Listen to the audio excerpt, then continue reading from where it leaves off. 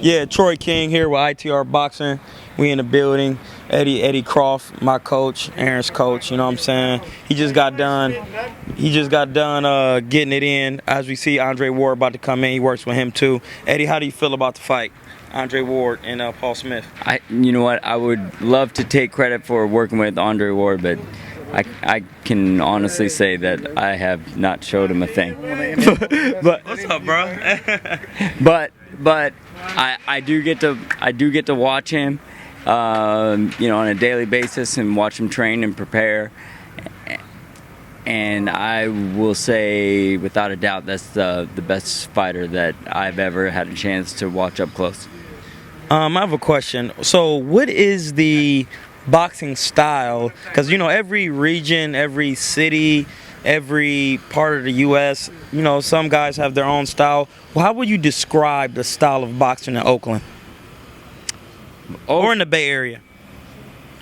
Well, you know, once again, that varies because the Bay Area is a melting pot. You know, we have so many nationalities and so many, you know, different regions of the Bay Area. So you can't put one style on it. You know, if you go farther south, where there's, you know, like a lot of Hispanic in San Jose and Gilroy, I mean, you know, they fight, you know, the quote unquote Mexican style, right? Okay, well, I got a better question. Well, who was your coach and how was your boxing style, and who taught you the style of how you box? Because you are very crafty. You know you have like more of an 80s style of boxing. A lot of craft is involved in that. An 80s style. That's real talk. Wow, an 80s style. Hey, the 80s had the best boxers by far. There's no comparison. So when I say 80s style of boxing, them Sugar Ray Leonards and them, in the 80s? No, but his style of boxing, the style of he had was, you know, back then, but boxing has evolved by the 80s and was at like the top to me. I'm old, man. I'm officially old. I was the 80s boxer. No, I boxed in the 90s.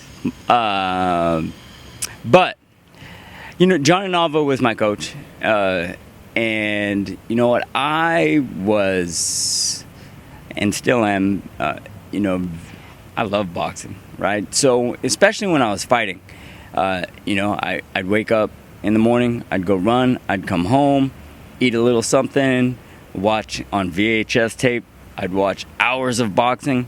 Anything that I could have, anything I can get my hands on. You know, the internet was, you know, really just starting, so everything was dial-up and slow. So they didn't have things like YouTube and, you know, a lot of archival footage on the internet. So everything was still done through VHS. I tried to watch, you know, Sugar Ray Robinson, Willie Pep, Henry Armstrong, and you know, it looks really weird on TV on VHS with the old grainy black and white footage, but I tried to pick up everything that I could from the old time fighters. You know, my buddy Montel Griffin, who was the first guy to beat Roy Jones from Chicago. Yes, from Chicago. He used to always tease me, and when we were at the national tournaments, he would tease me. He said, "Eddie, you're out there fighting like Joe Louis." You know, because I did kind of have a throwback style, which evolved a little bit as I went along, gained more experience, turned pro. So yeah, I felt like I had you know, a lot of influences. Wilfredo Gomez, Wilfredo Benitez, Sugar Ray Leonard,